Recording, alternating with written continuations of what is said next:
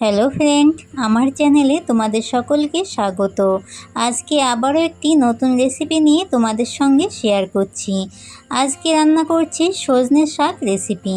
তার জন্য সজনের পাতাগুলো এইভাবে ছাড়িয়ে নিতে হবে। সব সজনের পাতাগুলোকে আমি এইভাবে ছাড়িয়ে নেব।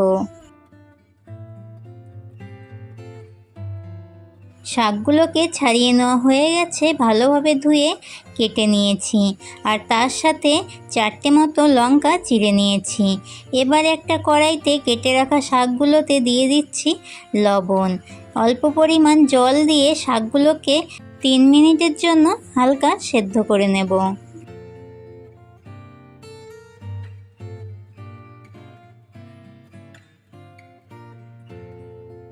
শাকগুলো সেদ্ধ হয়ে গেছে। এবারে শাকগুলোর জলটা ঝরিয়ে নেব। এইদিকে কড়াইতে দিয়ে দিচ্ছি সর্ষের তেল।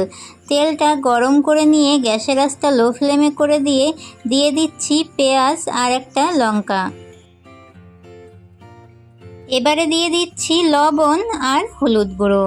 লবণটা দেওয়াতে পেঁয়াজটা তাড়াতাড়ি সেদ্ধ হয়ে যাবে। পেঁয়াজগুলো ভেজে নেওয়া হয়ে গেছে, দিয়ে দিচ্ছি সজনে শাকগুলো।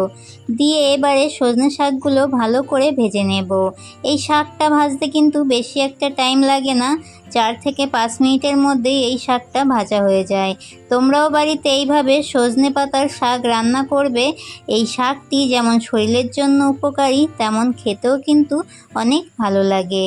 রেসিপিটি ভালো লাগলে একটি লাইক, কমেন্ট, শেয়ার করে দেওয়ার অনুরোধ রইল। আবারও দেখা হবে নতুন একটি রেসিপির সাথে আগামীকাল।